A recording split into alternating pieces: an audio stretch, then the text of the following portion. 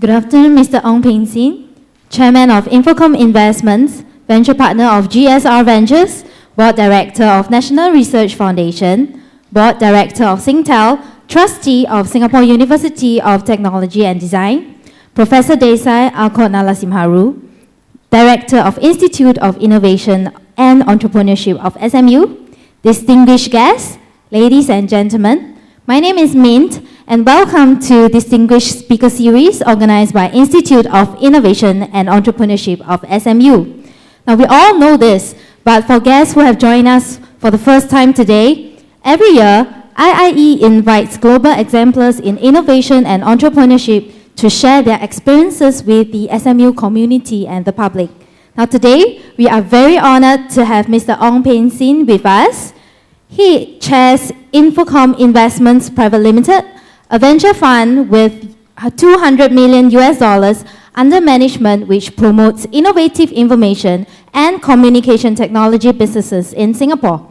He is also a venture partner of GSR Ventures, a fund that focuses in early and growth stage technology companies in China, and an independent board director of Singapore Telecommunications. Mr. Ong is a trustee of the newly formed Singapore University of Technology and Design, and he serves as an advisor to the School of Computing at the National University of Singapore. In the year 2001 to 2002, Mr. Ong served as one of the 20 members of Singapore's Economic Review Committee.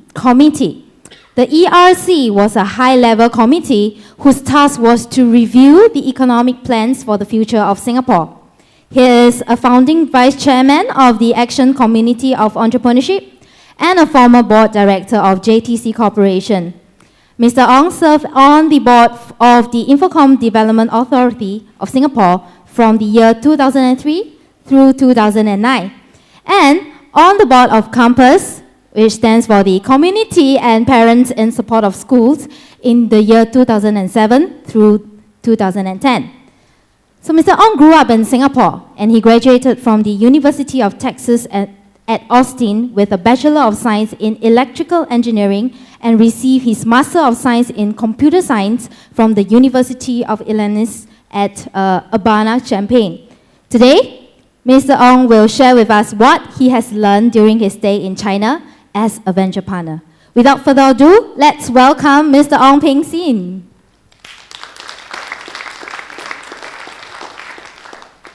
I'm in the process of cutting down all my ECAs so that future announcers have an easier time in my bio.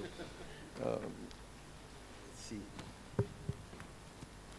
Okay, when Desai and I know each other for a long time, we met, I think, in the 90s when I was back, early 90s when I was back trying to extract some IP out of one of our research labs. So he invited me to this talk. And then recently I found out this is 1.5 hours. I'm going, what can I say that could possibly last for 1.5 hours? And really, I don't have that much to say. I spent the last 3 years or so in China, and I'm hoping to give you guys some backdrop to this experiment that I just ran. I'm still there. I still have a house there. And hopefully those of you that have some interest in China benefit a little bit from this experience. I tend to be a lot more interactive, as you would understand from the Silicon Valley culture.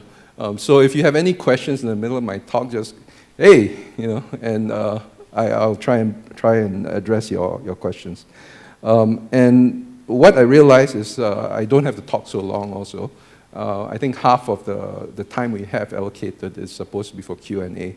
So if you have questions that can wait, just go ahead and hang on till the Q&A session.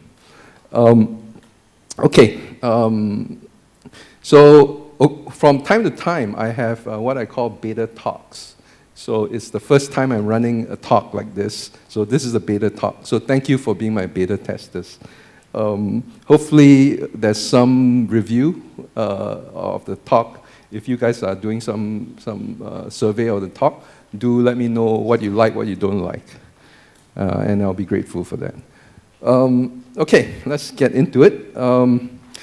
My background, just to get you a sense of who I am.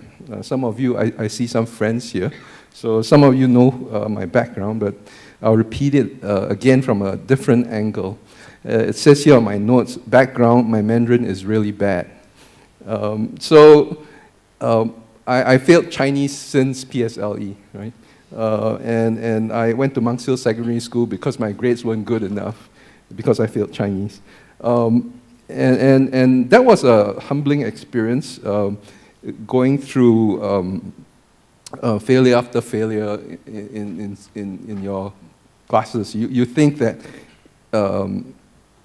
you need to, Singapore is such that you need to do well in everything you do, otherwise you're looked upon as, well, you're not going to succeed very well. Well, I had that one thing all my career in school, right? I went to US after that, and I did a few startups.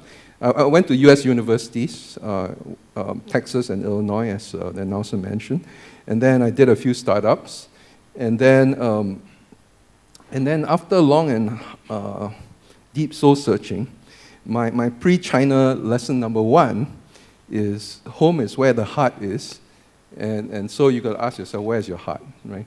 And then come back to it. And I realized my heart was out here in Asia, Singapore specifically, where my family is, but also Greater Asia. So I came back twice, in about 2000, 2001, and then I went back to run my other company for a couple of years, and then came back again. So I spent a total of about 18 years or so in the US, 12 years in the Valley. So when I came back the first time, at that point, Tharman was sort of junior minister of education. He sort of invited me on this secondary school review committee that actually resulted in a lot of change in our education system, but that's not the point I'm making.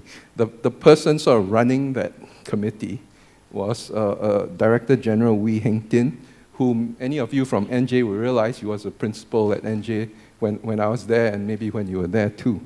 And the first thing he said to me is, "Oh, I remember kicking you out of NJ for failing Chinese." and not just that, a few years later, when I was on the board of Compass, Mr. Wee's successor, first time we met, said, "Oh, you're the guy who failed Chinese." So I don't know what is it about failing Chinese that is so central in MOE's thinking, but I like to think that I had some sway in trying to get your kids. Someone got a phone? Trying to get your kids, sons and daughters, an easier time with Mandarin these days, right? I think you don't get kicked out of school if you fail Mandarin or mother tongue anymore. Do you? I guess not. So that's the backdrop, right? And pre-China lesson number 2 I have is don't fail Mandarin. Life gets really complicated. One day I was wearing my NJ uniform, next day I was wearing some white uniform from another school.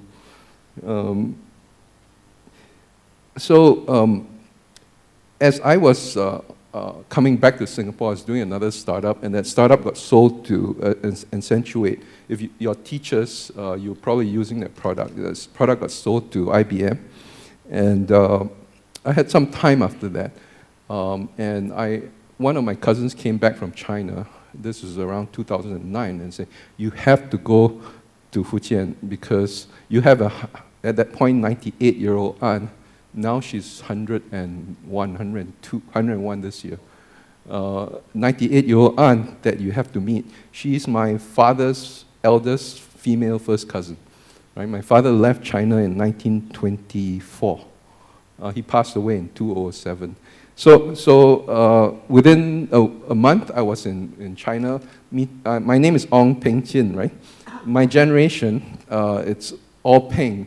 I met about 42 male Pengs and countless other female Pengs. The women tend to leave the village, so you lose track of them. So I met a lot of the male Pengs, but not many of the female Pengs. And I met my father's generation. Some of them look remarkably like my dad. So you can imagine the kind of feel that if you've never seen all these hundreds of people before, suddenly you see all these guys that actually you kind of look like them and they look like you. It's really, really strange. And the worst part of it is, there are a lot of good things, but the worst part of it is I couldn't communicate with them. My Mandarin was really, really bad, especially after 12 years, 18 years of living in the US. So fortunately, my wife's from a Mandarin school, so she still remembered some of her Mandarin, not a lot. And so she was translating. Really, really weird. So we came away from that going, if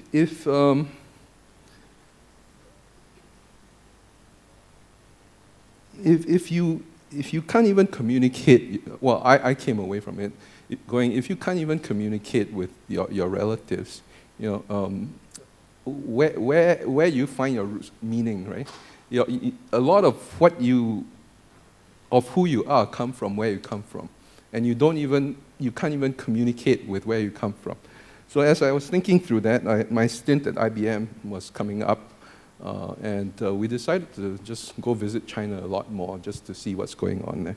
And it was clear China is undergoing this huge change, going from a maker economy where you're manufacturing stuff to a creator economy where you're actually generating new ideas for the world. I believe today, you know, you listen to Mandarin songs and they throw a few words of English in there, I love you, or you know, da da da, something. And then that's sort of cool in Mandarin, right? I believe in a few years' time, maybe 5, 10 years' time, you're going to see the opposite. You're going to see English songs with Mandarin in it somewhere in there, because the cultural influence of the Chinese culture is going to be so strong, because it comes on products first, and then after a while it moves upstream. So we saw China going through all that, and using sort of my network from outside of China. I had very little network in China except for relatives, and my relatives were all basically farmers. A lot of them were farmers. In fact, if you're Ong, my relative, and you're Ong, Wang, you're probably a farmer, because my great-grandfather was a landlord. So if you come down from that line, the Ongs, they don't let you go to school after primary school, right? So you're stuck farming. The interesting part of my visit is all the guys that were married out, right? The females, the women were married outside. The Chans and Tans, Tans are Chans, and the Liaos and all those guys, they were doing incredibly well. You know, one guy owns a factory, actually several factories. One guy's a real estate developer, etc., etc. Same gene pool. One side no education, one side has education. Huge difference.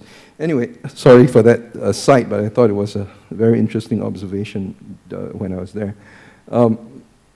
So one thing to note is if you are going into China and you're trying to understand who to hook up into, your network outside of China is actually very, very useful. And I connected with a lot of people in China through my network outside of China, from the Valley, from Europe, from Israel, even from Israel, and from obviously here in Singapore. So 2 lessons here so far. As we decided to explore China, the question was always, what is meaningful? And then why don't you do something meaningful? So meaningful is sort of understanding where you come from, to me at least, and then trying to understand how you work within that framework. How do you work with China? And then lesson 2 is LinkedIn is very useful. Even for China, by the way. So the first decision we made when we decided, okay, let's go live in China for a while, is Shanghai or Beijing. Let me see your preference here. Who prefers Shanghai? Like 10 or 15, 20. Who prefers Beijing? Okay, it's like about the same. Okay. So we actually found an apartment in Shanghai. And the day my wife found the apartment, we had I personally had 3 different meetings with some pretty prominent folks. And all of them said, at that point, by the way, I had decided I'll do some investment work. All of them told me, you need to be in Beijing. So we actually ended up not going to Shanghai, although Shanghai would have been much easier in terms of sort of cultural fit in and all that. We ended up in Beijing, and the lesson I learned here, statistically, you will find that Beijing is the source of about 50% of the tech business in terms of internet, mobile, software, enterprise systems in China, slightly less than 50%. I think Shanghai is sometimes number 2, number 3, depending on who you're looking for, but by far, right? Shanghai is like 10, 15%. So except for some areas like e-commerce, Shanghai tends to be a little bit more. So the interesting thing about Beijing is like Silicon Valley and Washington, D.C. rolled up into one, right? And that's why even the banking guys are going, it started out in Shanghai, now they're all in Beijing.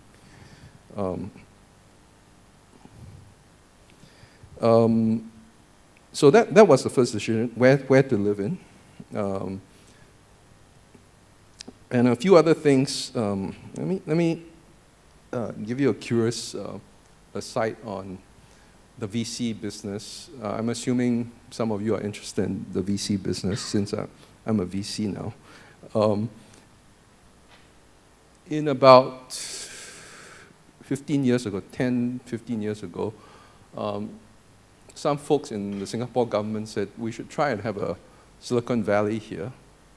So we put in about, that time, about $1.5 billion in 2 tranches into fund of funds. So we invested in a GP, in a general partnership, a VC basically, with the condition that they have to open up shop in Singapore. So, I don't know, a number of them did that. They took our money and they opened up shop in Singapore. But very promptly, after they opened up shop, they moved to China. And it's actually very easy. The VC is a service industry, right? What we do is we service startups. If there are no startups, guess what? We don't have a business. So the problem is, we didn't quite understand the chicken and egg problem within the government itself. We thought the VCs were the chicken that lays the eggs, I guess. And they're not. They're just the farmer that feeds the chicken. And so the interesting thing for me is actually not that they left Singapore, but they went to China, right? So there's a whole bunch, there's a karatsu of Singaporean VCs in China. That's the who's who of China VCs today, because they went to China very early. They invested in Baidu, they invested in Alibaba, and so on. So these guys are actually doing pretty darn well.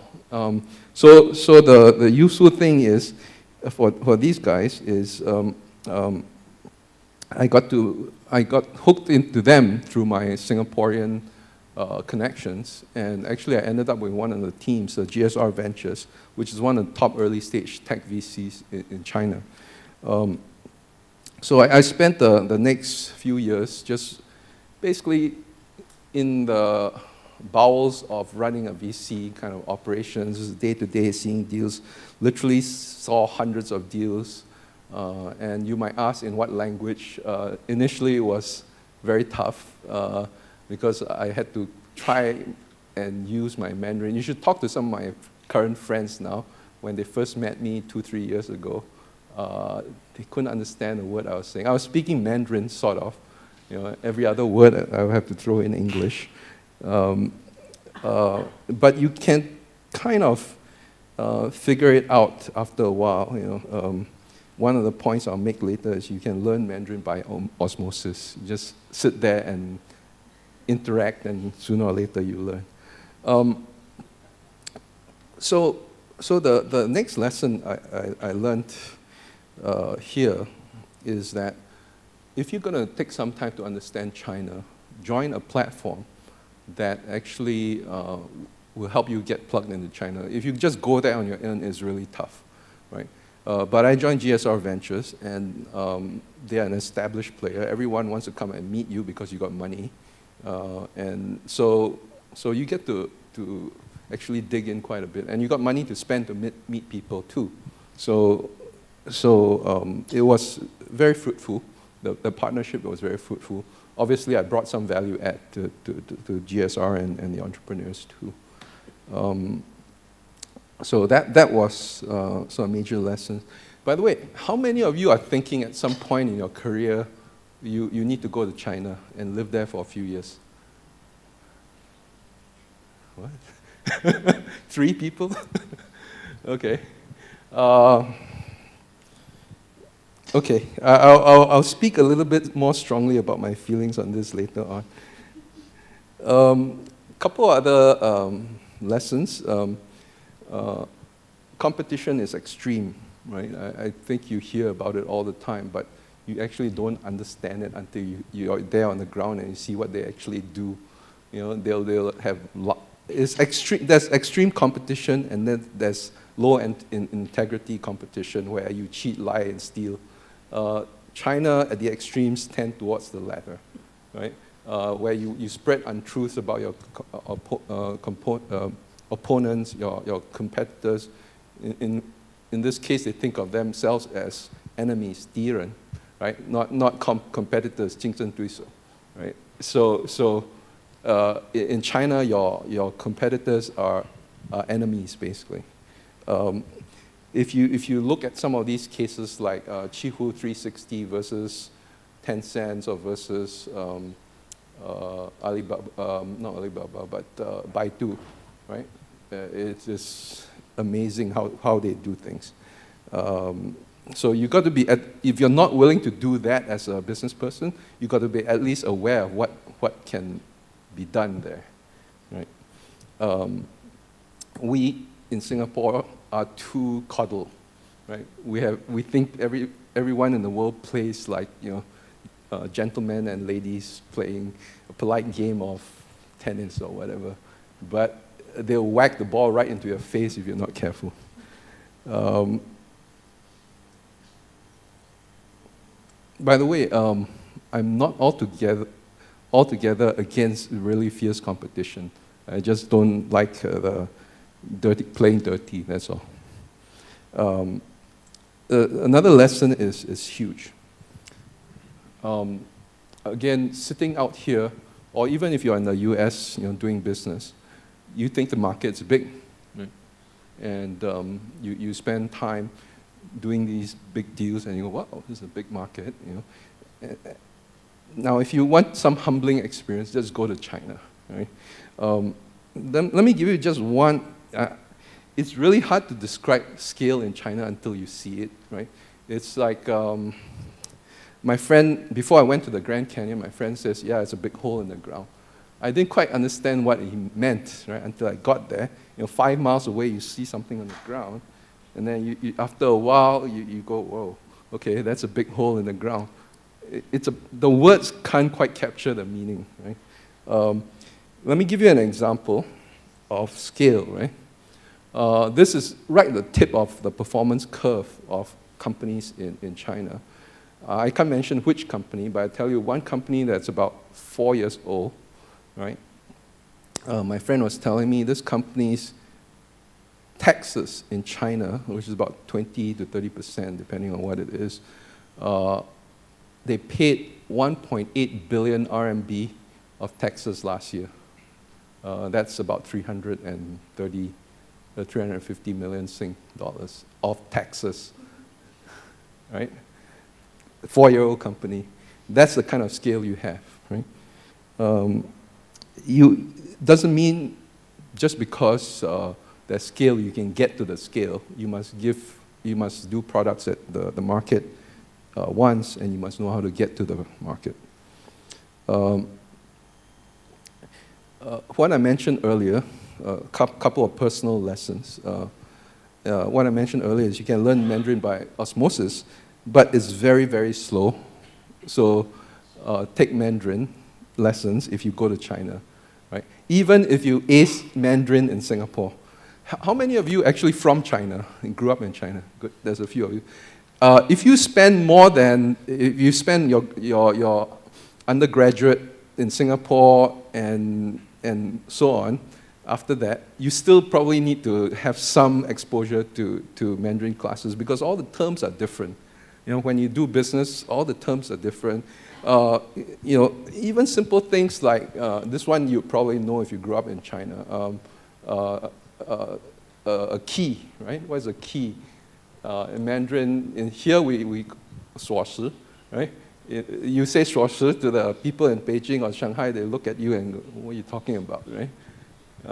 So a lot of subtle differences, and even if you're really good in Mandarin, there's a lot to learn. And this is from folks that I know that lived in China from here, that live in China for 10 years plus. Even then, it's tough. So take some lessons. The other point is if you plan to live there for some time, pay up for hospital-grade air filters. The air is really bad there. When my first 6 months there, I coughed myself to sleep, right? And I think my lungs gave up and said, I can't cough anymore, so just let in all the bad stuff. So it is bad. The air is bad, the food's questionable, but, and the traffic is really tough. But like many problems China has, I believe the leadership slowly works itself through all these things. I think the air problem and the food problem is going to cause a lot of hardship. The cost of not preventing all these problems is going to be enormous. And therefore, I think you're going to start seeing the fixes come in soon. I think in the next 5-10 years, they'll get it under control, I hope. You guys okay so far? Are you falling asleep? Okay, so now what? I've been there for about 2+ years, 3 years. What's the main thing I learned doing all this stuff? There are thousands of Singaporeans living and working in China. About 5% of Taiwanese actually live in mainland China, right? That's about 1 million plus of them. Surely there must be reasons. There must be value add non-Chinese citizens can have in China, right? And what I realize is if you do intend to engage China, you need to be very, very clear on your differentiations. You know, don't just go there and, hey, I'm from Singapore, you should need me, right? No.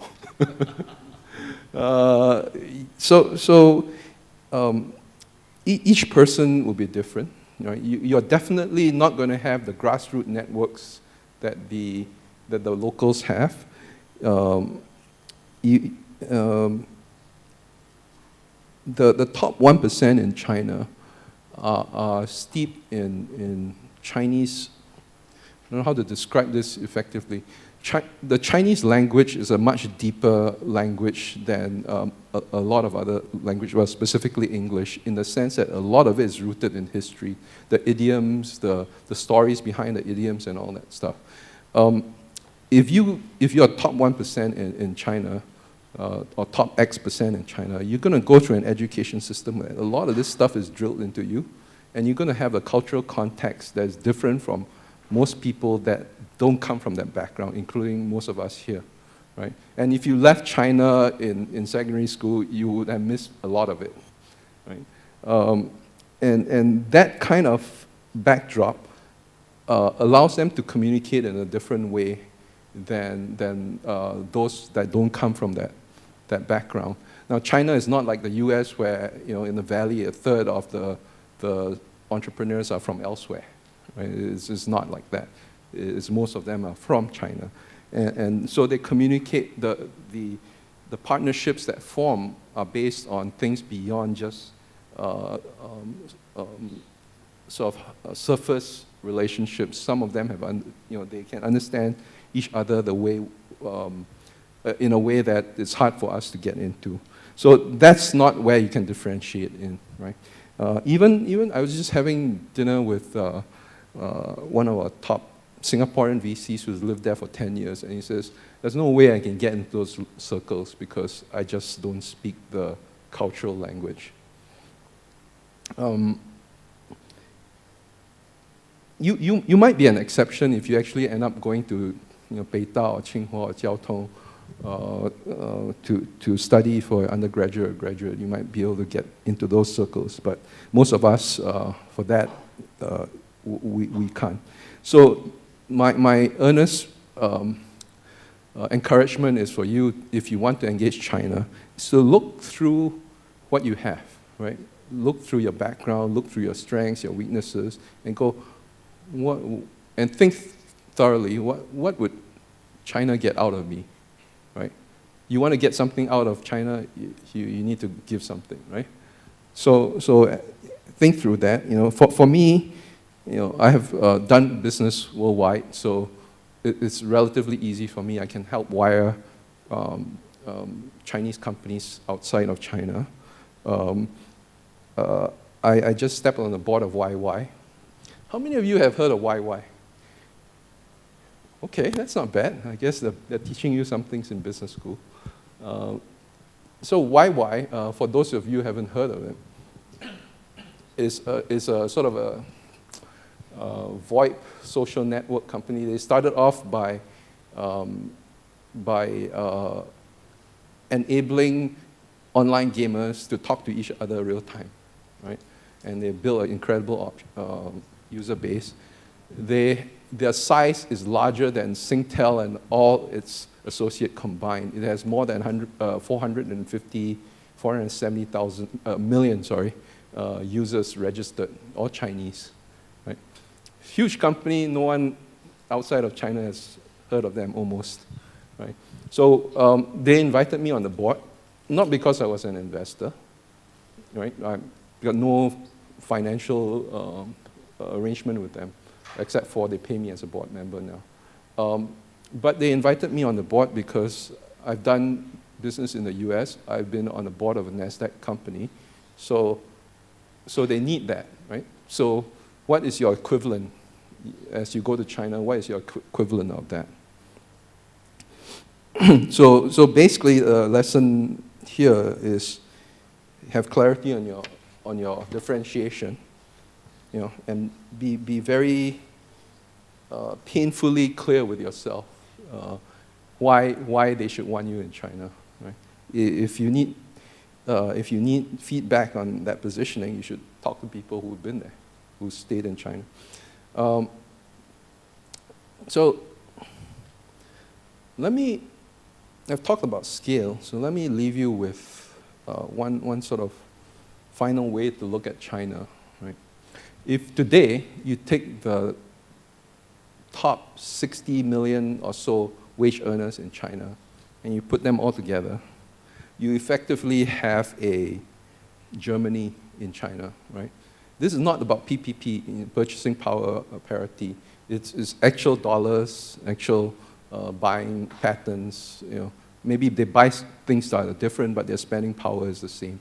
You convert everything to USD or Deutsche Marks, the same, 60 million, right? So you have in China today a Germany.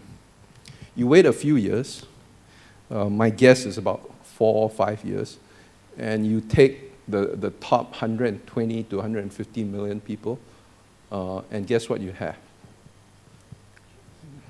Not quite. You have a Japan, right? You have a Japan in about 3-4 years in China. Same purchasing power, same level of standards that they expect, etc. And then put a few more years in, and there's debates, right, about when that will be. When a few years, I think a year or two after China becomes the biggest GDP in the world, you're going to have, you take the top 300 million people, you're going to have a US and China, right? No surprise. So at that point, so my question to you guys, especially with those of you who are not thinking about engaging China, my question for you guys is, at that point in time, what are the other billion people doing? Right? You have a US in China and still 1 billion people to go. So with that image of China, I let you think about the fact that you not just need to understand China, but actually you need to figure out how to work with it, especially if you're young, especially if you want to make a dent on the planet, right? So with that said, I welcome any questions and any thoughts you might have.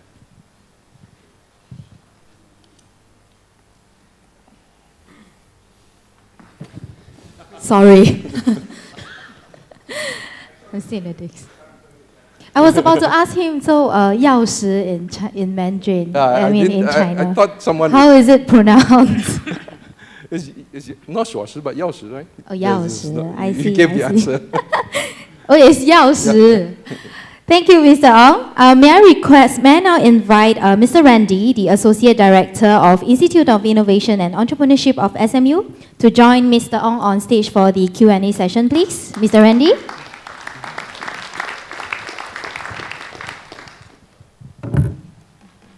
Mr. Ong, first of all, thank you for taking time out to share with us your insights in China. You mentioned you failed Chinese in school. Yeah, many times.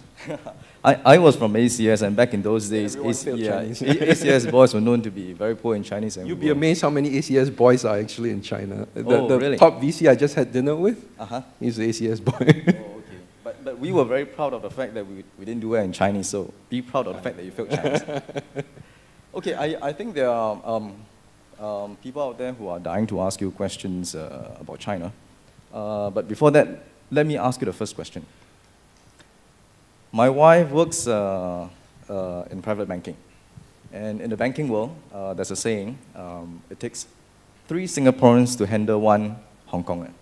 And it takes 3 Hong Kongers to handle 1 Taiwanese. And it takes 3 Taiwanese to handle 1 Chinese. So that's how shrewd the Chinese businessmen are. Is there any truth in that statement? This is the first time I've heard of it. I guess the point about China is the point about any country.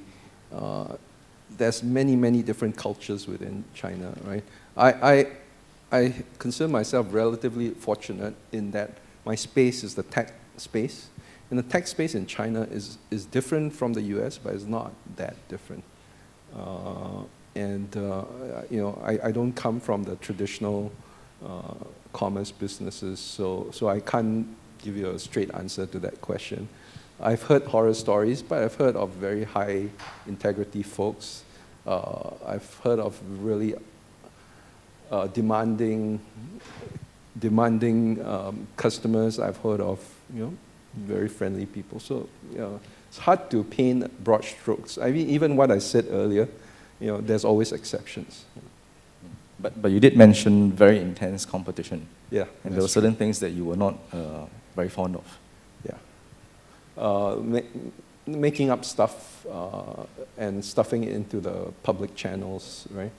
About your competitors, even about yourself. You raise 5 million and you say, hey, I raised 50 million, right? Well, that happens here too. It does? Okay.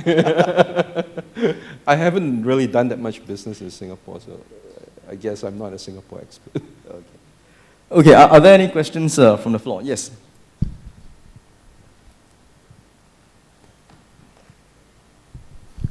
Mr. Ong, my name is Henry Chen, and I'm a student here, and I'm working on the middle income trap of China. Now, one of the persistent questions raising on the middle income trap is that is China's technological capability or potentials that will enable them to go over the trap? What trap is that? Middle income trap is that when you reach about $12,000 per capita GDP, for you to go from the middle income to the high income groups, that's normally a period of stagnations. And that is what Chinese now is talking a lot about too. So the one thing that they said working in the advantage of China is the human resources. Because they always say that the United States is producing 60,000 engineers a year, and China is producing 1 million. And the biggest foreign student groups in STEM sciences courses in the US and in the Europe is Chinese students. But of course, they also mentioned that China has a very poor banking system, a lot of this financial risk lurking around. Since you work in the ground in China on venture capitals, so you probably have a first-hand about the technological potential of the countries. So how do you think about the technological potential of the countries?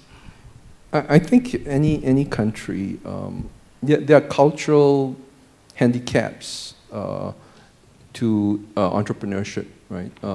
Some societies, for example, our own, tend to not be so driven, so comfortable with living with uncertainty, right?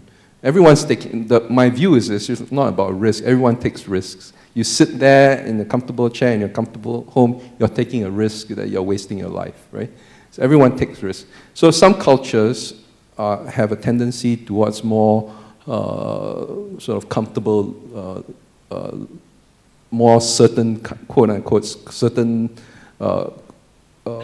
predictable lifestyle, where others, like the Israelis, for example, they're more used to a wilder kind of life. But my view is, from a tech innovation perspective, given any large amount of educated talent, educated in the disciplines that you're innovating in, you're going to find innovations at the level that the economy wants, right? My way of describing China is it's gone through a period, in China tech, it's gone through a period of what I call geographical innovation. It's the other term that's a little bit less polite is a copy to China, right? And I think it's a great idea, right? Why would you take the risk of inventing something totally new, untested, and then rolling out in an economy that you don't know will receive your product, right? Why not let some other country make all the mistakes and then copy the successful models into China, right? So I think that's a great idea. I think one of the smartest forms of innovation is to know when you don't have to innovate technologically, just innovate on the business side, right? The interesting thing, though, is China is coming to a point where this mindless copying sometimes gets really ridiculous. I see a lot of deals that are copying US ideas that haven't even succeeded in the US, and then US ideas that have failed in the US, they're copying it. So after a while, you got to, I think the entrepreneurs need to be smart enough to go, when do I copy and when do I stop copying, right? The $1.8 billion in taxes paid by a company who has similar models to US companies, right? So I think the people who beat up China on not being able to innovate really haven't seen much of China, right? You're just sitting somewhere else and, hey, you guys are copying us. It doesn't work that way. I come from the Valley. The people there are just as smart, less experienced in building companies for sure, because China's tech sector really started going last decade, right? But I think the next 10 years you see very interesting things happen in the Chinese tech sector, because the people who were learning, starting companies and learning on their own dime. Some of them are actually now working for really big, successful tech companies, and they're spinning out, right? So second, third generation, fourth generation tech leaders are coming out of China, right? And that will change the whole scenario here. I mean, the problem for us here in Singapore is we don't have enough tech leaders, right? So the bootstrap is really hard, right? But China is bootstrapping itself, generating its own leadership. In terms of the income divide, this is one area that I think I share concerns with you, because what is happening in the world, not just China, is that those who understand how to do things, the techies, the engineers, they are, and to some extent the bankers who understand how to work with numbers, they are creating a huge disproportionate amount of wealth for themselves. I mean, if you look at the nouveau riche around the world today, you get a whole bunch of techies, and then you get a whole bunch of people in industries where you need to understand how to move things, work with regulations and stuff like that, telcos and stuff. So that means that the income gap is actually going to get bigger, not smaller. So I worry about that. China is in theory a socialist country, right? And I hope at some level they figure out that angle, because otherwise there'll be a lot of instability in the country. Right now, I think it's still manageable, but if it keeps going that way, you get a lot of rich people, and what if the rich people leave, right? And then you get a lot of sort of average. But I think the Gini index is pretty high, and I think the current leadership is trying to equal that out. I don't know if that answers your question. Thank you. Can I ask one more? Ask him.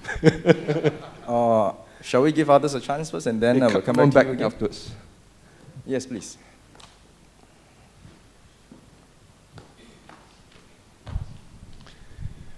Very good afternoon, Mr. Ong. My name is Jackson. I'm not a student of SMU, but I want to thank the organizers. I've been here a few times. I'm in one of your schemes called SMU Affiliate, and you blew my mind away. I don't know what to expect when I received a mailer about this talk. My own brother represents CapitaLand in China 10 years. He come back, he does his own version of stuff. Then I saw your background and said, wow, with this kind of ECA, I expect the types like the Eco City project, the Suzhou, the type of government talk. Then you started out so casually. It's like, I almost thought you're not Singaporean. Then of course, you got valley background. To me, you're what we call global citizen, So the way you talk, the vast expense. But mind you, for the students here, so I casually observe my audience. There's some, I'm sure, academics from SMU, lots of students who want to glean what industry players have to share. And I was troubled because in China, I had different experiences, but I thought it's okay. I'm here to learn about your experiences. But some of these people, with show of hands, want to work. Some are from China themselves, they want to go back to China. And I thought the tech thing, which was my background when I first came out in life, it may not be everything, but definitely something. And you so rightly pointed out, the financial capitals, the techies, geniuses, they got everything. You realize something, when people want to ask questions, basically they're looking for airtime to express an opinion. I hope I don't fall into that camp. I'll come to my question shortly. Okay, Mr. Ong, in spite of failing Mandarin, and our moderator here, sir, you actually take pride that we failed Mandarin. I come from a generation Peranakan background, so when they feel Mandarin, okay, we also feel, so thanks, we feel great commiserating. Okay? I'm from down the street, St. Joseph's Institution, the Bras Basah Road, please. But sad to say, I can't join you because I did very well in Mandarin. So well that my neighbors, it's their fault. It's not a gift from God. And I worked for Bank of China in my banking days. And I was the last generation of people who write credit reports and financial analysis in Mandarin, speak thing. So when I go to China, it's a different experience from you, but I agree everything you said. And I'm in Chengdu and Sichuan, all the second line, third line cities. I don't go to all these cosmopolitan cities anymore.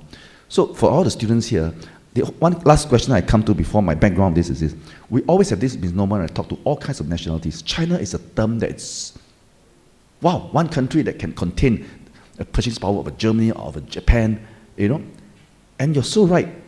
Left, right, center, Dongnan, Sibei, it's different cultures in sub-provinces. So we say, so this is China, I got this personal experience, Chinese are like this, like this. And my own experience is that there are people like you and me probably more hungry because come up from long years of deprivation and bullying.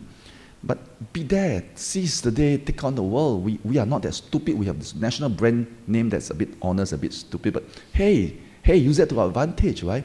So in tech world, my classmate Cha Kong Soon now, who is also from current SCS president, who's doing what you're doing now, he is bubbly, and I think all of us. Your experience to me, and the last question now I want to ask them, I come to the question. Now that you've been there, and because of tech, they need you to link up with the rest of the world. You tickle me pink when I hear you talk about things we discuss in private, like to us we call it a parallel universe. You have the Yahoos, you have the search engines. Okay, we have our own. You have your eBay, we have our own. You know, it's so safe to replicate what you do. Eventually, when I talk to smart 20-something, and they speak perfectly American accented English, I just realized, hey, what's the role for Singaporeans? Sir, I'm sorry, we are really short of time. My question is, my question is, when you come out from China eventually, would you encourage your children to continue living there just because of economics? To what? Eventually, I'm sure you will return back to your roots in Singapore, yeah. right?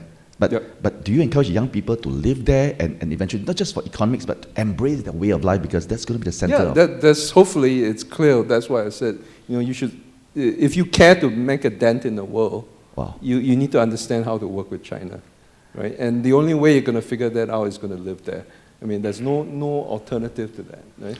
Yeah, I would love to have coffee with you, but I apologize to the audience for taking up so much time. Thank you very much, Mr. Moderator. And thank you, sir, for sharing. Thank you. Yes, gentleman in blue. I'll come to you later. Sorry. Go ahead. Okay. I'm Adrian. I'm not a student here, but I'm a local businessman. I'd like to understand, as a VC, what do you look for in a company to pick them out and grow them or invest in them? I think that's what I've been waiting to hear the whole day. Yeah. So I'm a very new VC. When I started doing this, one of the Kevin Fong, he used to be at Mayfield, right? It's one of the historical Silicon Valley figures. He kept saying, okay, if you're going to invest in one deal this year, which deal is that? Right? So he kept asking me that question. Every deal I talked to him about, if this is the one deal you do in the year, would you do this deal? Right? So think about it that way for this early stage VCs, and in fact, even the mid-stage VCs, you should do 1 or 2 deals a year. Let me clarify. Yeah. What do you look for in a company Yeah. to invest in that company? Yeah. So So what I'm. do you need to have for you to attract them? Yes. So I'll get to that. The point is, we see a few hundred, 100, 200, 300 deals a year, right? And if we are aggressive, we do 1 or 2 deals, right? So you almost have to get everything right, to get a top-notch VC to invest in you. Not necessarily everything, but it's like getting into Harvard or Stanford, right? It's very, very hard. So it's almost like what doesn't matter. Almost everything matters. Your positioning, your team, your background, your experience, how you present stuff, how you sell, So take Guy Kawasaki's book on The Art of the Start, for example, and go down the whole thing. Every point you need to address well, right? So there is no magic bullet if that's what you're looking for, right? You need to think big. That's one of the problems most of the deals I see don't handle well. China is a huge economy, and they're thinking how to get one tiny little bit of it, right? So you need to figure out how to get to $1 billion in revenues, at some point in your company history. We only care, as VCs, we only care that you can get to maybe about 200-300 million. But we want to see that momentum going up, so when we exit, it's not coming down, right? So you need to think very big. Frankly, the challenge for Singaporean folks is we don't have the examples, We don't see every year there's $1 billion company going out, right? So we living in Singapore is mentally like living in a small fish tank. I keep fish, and fish do very interesting things. When you keep them in small tanks, they stay small. But if you put them in bigger tanks, they actually somehow know they have more space and they grow bigger, right? And we need to get ourselves mentally out of this small fish tank. And then that's probably, if you're coming from the Singaporean perspective, that's probably one of the areas that Singapore teams have the biggest challenges in. We don't understand scale. Okay. So is there one view, if there's a company due to a brilliant idea that they have, or due to potential, like they have an excellent team, is there anything to pick? See, they all come together, right? If it's an excellent team, they're going to have a reasonable idea, right? And if it's a reasonable idea, unless they're really lucky, it's probably around an excellent team, right? So there's no, what I'm saying is there's no magic bullet, right? You got to do everything right. You know? Because think about the chances of succeeding for a company to succeed, right? From 0 to, let's say, 500 million in revenues, right? Over 5 to 8 years. Right? How hard is that journey, right? So everything has got to be more or less aligned, and the entrepreneurs need to be such that if, bad stuff happens, I was going to say some other word, but if bad stuff happens, you know how to get your act together, retune yourself, etc. So flexibility, adaptability, all that stuff. There's no silver bullet. Okay, let's move on to the next question.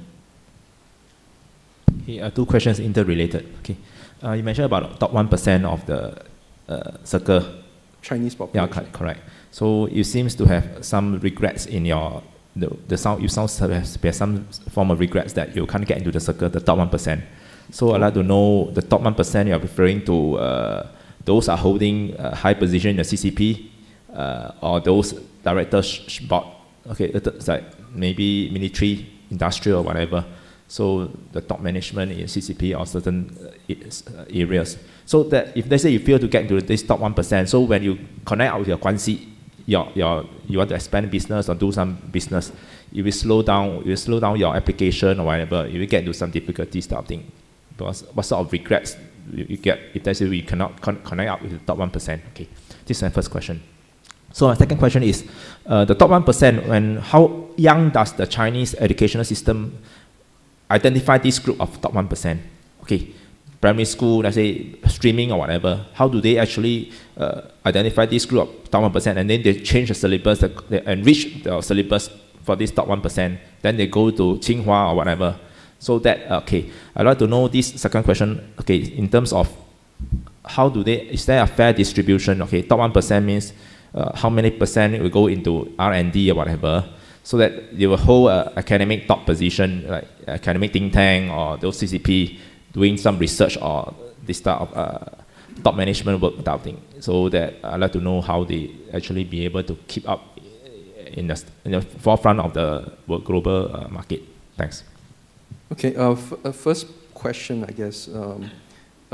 Actually, it's not regrets, it's just factual, right? I spent 18 years in the US, which were wonderful years, learned a lot of stuff there, totally different culture. And I couldn't expect to do that and then still be just as adaptable in China. I mean, everything comes at a cost. So the point about this 1% is in a lot of businesses, actually, it really helps to have those relationships. I think you hear about guanxi in China till you're nauseated, how important it is, right? It is true. It is true. For a lot of businesses, it is. Again, fortunately for the tech business, a lot of times you need, the relationships you need are a lot more on the ground. I need to get a license for my website. That's not a high-level kind of relationship, right? So the good news is, because the tech industry changes so fast, the government hasn't quite figured out how to regulate it, right? So anything it does regulating the tech industry is really broad strokes. You need a license to open up a website. If you have too many people criticizing the government, I need to be able to shut it down, right? It's really broad strokes. There's no subtlety in a lot of this stuff. Whereas in the more traditional businesses, like if you want to import diamonds, well, you've got to have one of the 3 licenses floating around in China. Guess how easy it is to get those, right? So it depends on the areas. I tend to stay away from the more traditional stuff, simply because I'm a tech guy, right? This is what I know. If you talk to people who, maybe Johnston there has done a lot more non-tech business, his experience will be very different from mine in terms of influence, in terms of relationships, right? What was your second question? I'm getting old. I can't remember 2 questions in a row. It's regarding the top 1% educational framework. Yeah. Okay. Oh, how do they get there, right? How young do they actually identify this group, and then they change their syllabus, enrichment focus, that they give special attention to this group, and then cultivate them and become the leaders, the future leaders of CCP or whatever. So that, okay, how do they actually be able to, in the selection process, how many actually will be successfully finish the whole course of training doubting? So I think any country with more than 1 billion people, and I think there are 2, by the time you get into the top institutions, no matter how you got there, you're going to be really good, right? So in India, if you're from any of the IITs or a few of the other top universities, you're about 1 million, if I'm not, anyone from IIT? Is it about 1 million people taking the exam every year? About, right? Yeah. So you're 10,000, 5,000 out of that 1 million people, right? Approximately 2,000 out of that 1 million people. So when you take that kind of selection, and the Gaokao, which is the equivalent in China, it's about the same thing, right? So when you do that, you're going to get the very, very best coming in, right? All these guys are smarter than most of us in this room, right? Myself for sure. I think, my opinion, personal opinion, is that it's about as meritocratic as it can get, right? But it is worrisome because if you happen not to be born with that kind of a brain, it's very difficult for you to compete in China. This is why the earlier question about the income divide is worrisome, right? But if you have limited resources and you can only train this many people at this level, then you have to pick. And the best model I can think of, anyone can think of, is a meritocratic model, right? So the result, actually, there's a website, I think, that discusses the US system or the Western system versus China's system, and makes a very good point about competence, right? The Chinese leadership, every one of those top 7 in the Changwei, in the Politburo, the top 7 guys, every one of them has run economies with more people than most countries have, right? Successfully. If you don't run it successfully, you drop out somewhere along the ways. You compare that with the US, right, where how do you get the people up at the top? There's a general election and the most popular guys get to run the country, right? Which of these systems is going to produce the most competent people running the country? It's a no-brainer, right? So that's the advantage of China, right? It has this system that is very meritocratic, right? And it forces you to compete through all this stuff, and most people will drop out, right? And drop out meaning not completely, they won't be able to get into the top levels, right? And only a very, very few, 7 every 10 years or 9 every 10 years get into that level, right? So these are going to be really, really competent people. So that's why I have sort of faith in China doing a lot of things right in the future. Okay, for the distribution part, the question is related. Okay, for the fair distribution, okay, this top cream of the crop or whatever. So generally, do they actually be able to, in terms of their training, the way that they get up to the ladders, through the ladders, okay, were they being trained sufficiently in specific areas? Okay, military, like okay, aerospace, or even in the. Okay. That's not my area of expertise. I don't. All I do know is that these guys get posted all over the place, and they've seen a lot of different things by the time they get up to that level. I don't know the details of the training program, but it's less training. I think it's more testing. They're being tested as they're running towns, as they're running districts, as they're running provinces. You know. So it means all this top of the top is they must compulsory join the CCP very young age or whatever, being selected, something like that. Okay. Okay. Shall I move on? Gentleman in blue.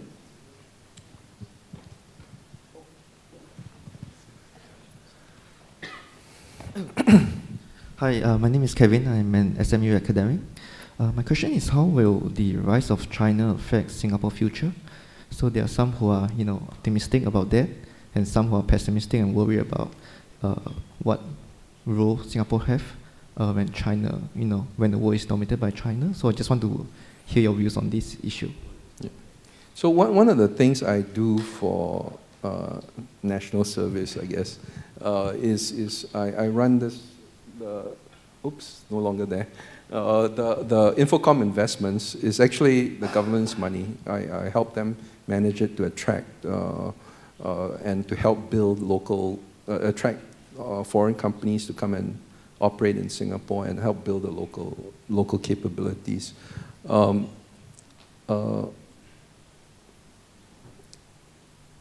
One very interesting observation we made after a few years of doing that is we have to figure out how to attract people here, right? So one very simple question we ask people, businessmen and women that understand the region, is if you agree that Asia is going to be the growth engine on the planet for the next few years, right? If you agree that that's the case, and you believe that you need to put your international IP-driven company somewhere in Asia, headquartered somewhere in Asia, do your IP creation somewhere in Asia, where would you put it? Guess where? Yep, Singapore. There's nowhere else. Let me give you a very simple example. Your Chinese software company running out of Shanghai, and for whatever reason you discovered this team spinning out of IIT Kanpur that's the brightest kids around. They got this technology that is ideal for you.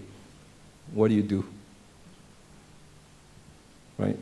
You start IIT Kanpur subsidiary of your company, your Shanghai company. You move the engineers to Shanghai. What do? You can pay whatever, you're a rich company, you can pay whatever you want. What do? You're stuck basically, right? But if you're operating here, you can bring the Indian kids here, you can bring the Chinese kids here, you can bring the Russian kids here, and they'll all be fine, right? So we have a special advantage because of who we are culturally. I mean, if you go to Singapore, if you go to China and you see two Chinese guys speaking English to each other, they're probably from Singapore. It looks really weird, but that's who we are, right? So we have this international culture kind of around us that allows a lot of different cultures to be comfortable in Singapore. And I think because of that uniqueness, and this is not something you can reproduce easily. In fact, we got here, I think, by accident. If you talk to people living in Hong Kong with kids, they'll tell you one of the most popular schools, one of the hardest schools to get into is actually the Singapore school in Hong Kong. I forgot what it's called, Singapore International School or something like that. Why? Because we teach both English and Chinese, right, and Mandarin. So I think we're very, very fortunate to be here with the positioning we have as China, and by the way, it's not just China, as China rises up, right? Is Indonesia rising up, is Thailand, is the Philippines once it gets its act together. Hopefully Malaysia soon too, right? And all this stuff is happening in a very positive way, and we're the place where people want to live it, so it can't possibly be bad, right? Does that answer the question? Yeah. Yes, Raymond. Raymond Kwok, Oxford Economics, VC.com. Peng Tsin, Singapore has three fundamental pillars for our developments. One is meritocracy, one is no corruption, the third one is rule of law. Rule of law. Rule of law. Okay, that is what is been building up in Singapore. Can you share with us, I know China, because it is a fantastic competitive market, I assume meritocracy, the best man wins, that's fine. Can you share with us the other two, or whether there's other gems in China which you have experienced? Lots of other gems around people, right? You meet interesting people when you meet a lot of people, and that's true in China. Lots of interesting people with lots of interesting history. The other 2 points about rule of law and no corruption, which is, I think, the same as rule of law. China is it's a bit tougher in China to say that, yeah, everything is clean. Again, I'm fortunate in the industry I'm in because it tends to be cleaner, right? A lot of the kids doing this business, it's the first time the business model is being run, the first time, they're doing businesses. So they look, the business heroes for all these tech guys, a lot of these tech guys. Yes, there's Robin Lee, there's Pony Ma, is Jack Ma, but it's also Steve Jobs and all these guys, right? And a lot of us in the valley, in Beijing and Shanghai now, helping them build companies, are from the valley, right? So we bring in that culture. So over time, you get on NASDAQ. Right now, it's really hard to take a company public on NASDAQ from China, right? Because some jokers went and screwed around with the books and then got caught, right? So nobody believes, actually several companies. It's like the MCI and WorldCom kind of stuff, right? But at a smaller scale.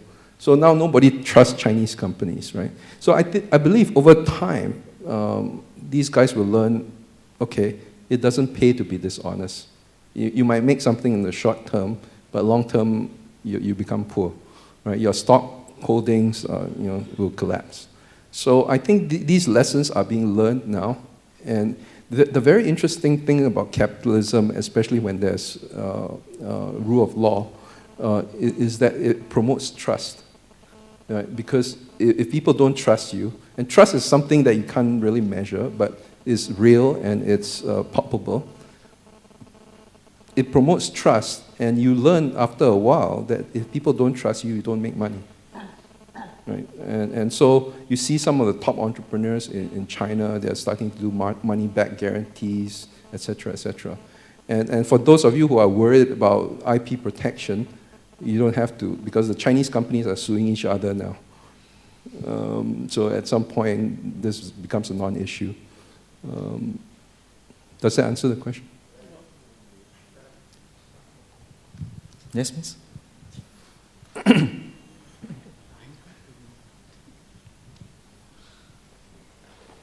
He's probably good evening. My name is Kriti Kapoor. I'm a co-founder of Kazar.com. Kazar, okay. Wow. We're an online marketplace focused on education and learning.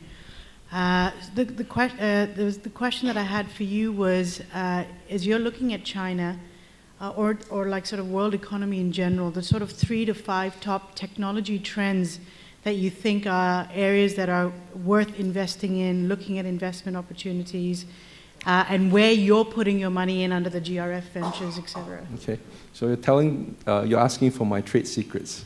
Okay. That would be wonderful. I'll tell you my trade secrets, at least some of it, some parts of it.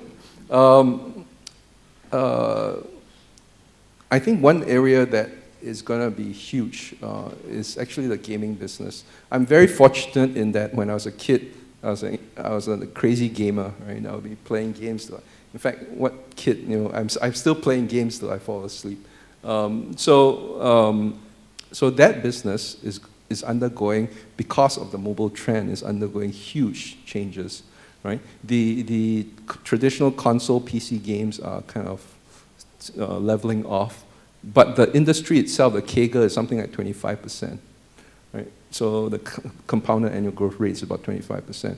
And this is today a $80 billion business, and it's still growing at that speed. So I think that's a huge trend that if you are a VC, you better not miss, right? Another huge area is, I believe, enterprise in Asia, specifically China and then India. And the reason is, if you look at consumption of enterprise systems across different economies based on their GDP per capita, the consumption of these things don't actually kick in until a certain level of GDP per capita, right? And I think China is reaching there really quickly. Because it's very simple, right? Right now, if I need to do another thing, I just hire another person. Right? Once your GDP gets too high, it's cheaper to put in software systems to fix the problem. So I think that's going to explode like crazy. Right? You can see big companies taking positions, jockeying, getting ready for that in China right now. Go ahead. Could you clarify what you mean by enterprise system? Yeah. What specific? Salesforce.com and the like. Right? But the Salesforce.com is sort of the oldest and most visible one, but there's literally hundreds of them. Yeah, yeah. How do you run your enterprise system? So those are two areas. I mean, I could go on, but maybe we'll take it offline. There were a couple of hands over there. Okay. Go ahead. Thank you for the opportunity to ask the question. Anyways, I'm a startup. My name is Muhammad. I run a startup. None of my co-founders are Chinese speaking. And I've always been advised against going to China. So I'm just wondering what are your views on this? Actually, I'm not too far away from agreeing. If you've never done business in China and you go there, you're probably going to get eaten up, right? But you speak Bahasa, right? Yes. There's 250 million people in Indonesia that you can go after, which is not small, right? In fact, that's one of the markets I'm looking at to figure out how to get into. When you're small, you don't have to go after the whole world, right? You just have to get your corner of the world and then use that and leverage elsewhere. So you might go to China 5 years from now, 3 years from now. Just make sure that it's not in an area that is already taken up, right? Games are interesting because, are you doing games? No, I'm not. What are you doing? Something like Salesforce.com. Oh, okay. So that's going to be a bit tougher because by the time you're done with, let's say, Indonesia, right? China is probably done also. So you got to look at what you're doing. Maybe you can cut up. The easiest way to get into China, and it's not easy, is on partnerships.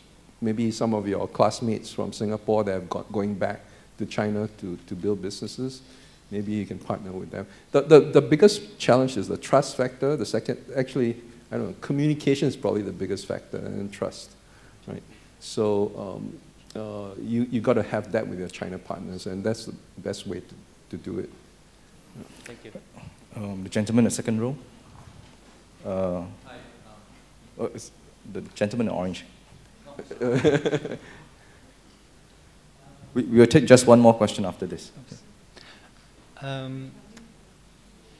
I liked your point. So my question is, if you were to, I read in your biography you had a big role in Match.com. If you were to do, how would developing a Match.com in the US be different from developing a Match.com in China? Because technically speaking, they're similar, but from a go-to-market approach, they'd be very different. Could you comment on that? Yeah, actually, that's a actually a pretty interesting question about Match.com, because I'm actually involved in Baihe Wang, which is the Match.com in China right now. So I get to see both ends of it. There is a huge difference in that when we were doing Match.com in the 90s in the US, the GDP per capita was something like 30-something thousand a year in the US. And right now, the GDP per capita in China is about 12,000, something like that. Is that right? Yeah, around that. So people are much less willing to pay, right? And then, so that's one difference. The second difference is the technology in the economies are very different. You know, we were the first guys who were taking Perl and we were scripting all these scripts to generate web pages. I mean, when I started Match.com, Netscape hadn't gone public yet, right? So this is how far back it went. So the technologies today is much easier to build a Match.com technologically today. Number one. Number two, it's much easier to build social apps that compete with Match.com, like Badu and Zoosk and all these guys, right? Than it is today. So the value, the perceived value from a customer, from a Match.com deal, is much less than when we started. So the world is different now. Technology is different. Social networks are available as opposed to non-existent. And so you are doing this in a very, if you're thinking about starting a dating company, think 3 times. It's tough. Right.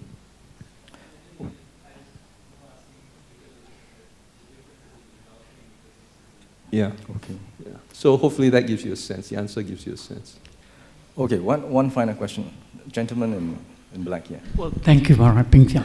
I've got a simple question. Question is that, a humble one. In terms of your near sight, foresight and understanding in the context of software architect in China, that include technology, master architect in terms of infrastructure, in terms of software development, in terms of game development.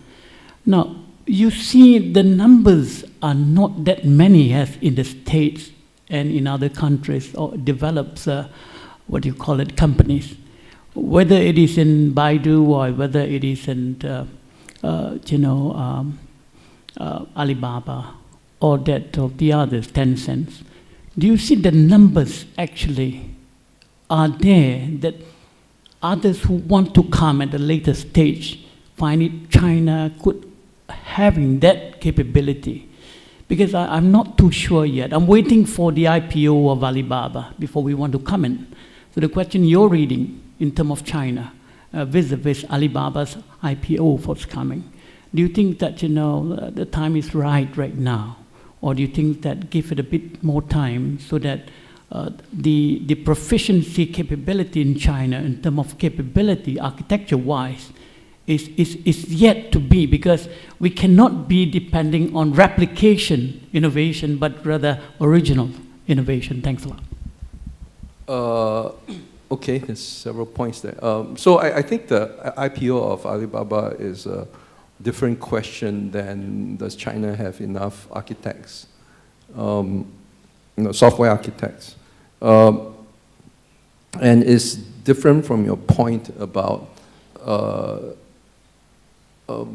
creating new architectures versus replicating other architectures.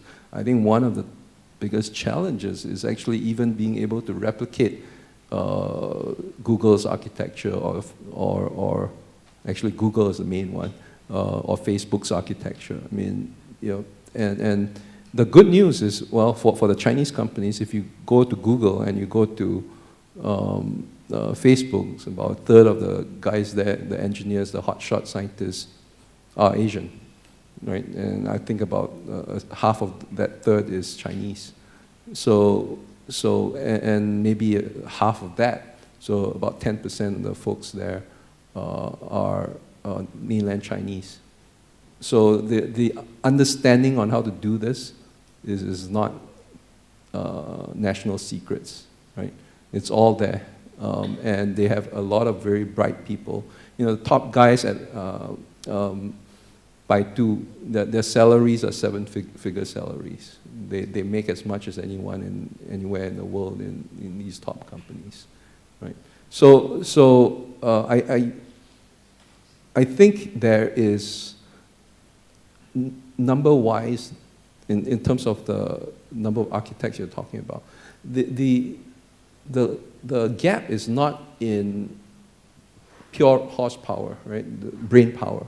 There are a lot of very capable people in China, just like any large populations. China and India together produces half the world's engineers, right? And software engineers for sure.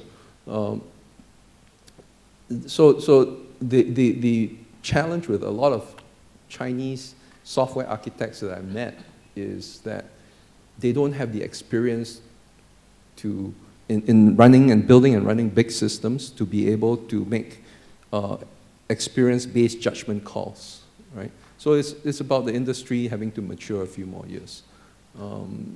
And that's about it. Right? That's the only gap. There's no shortage of supply of capability.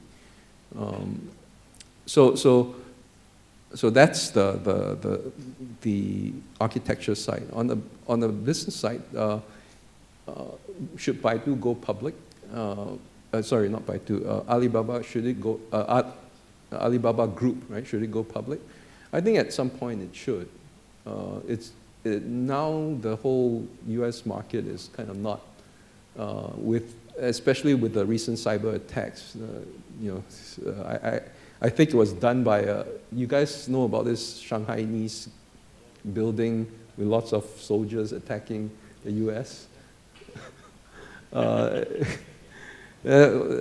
It's probably some third-rate group trying to experiment with cyber attacks, and then it's perceived by the other side as this major attack.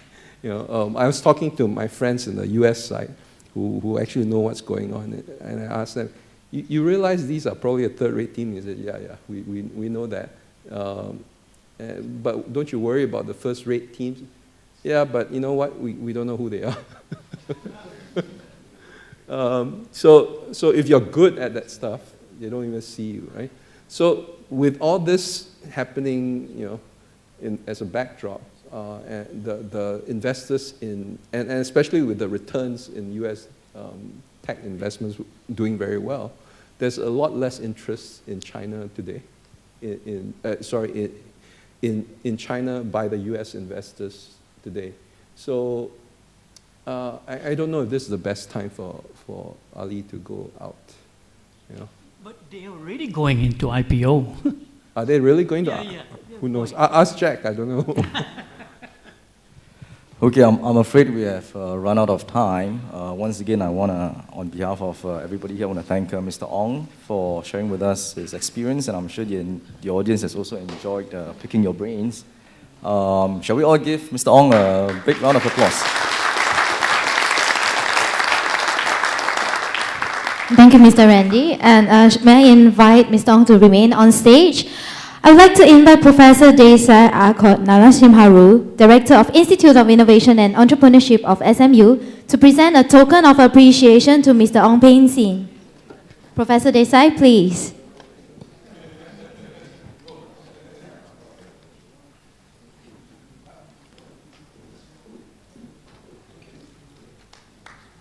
Thank you.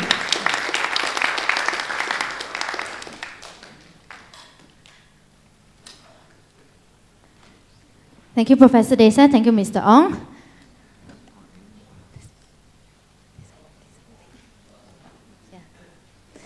I'm walking very slowly just to make sure I don't trip again. All right, ladies and gentlemen, thank you for your active participation and for attending our DSS. We really appreciate your presence today, and everyone is actually invited to the dinner reception outside the building. So please, ladies and gentlemen, thank you so much.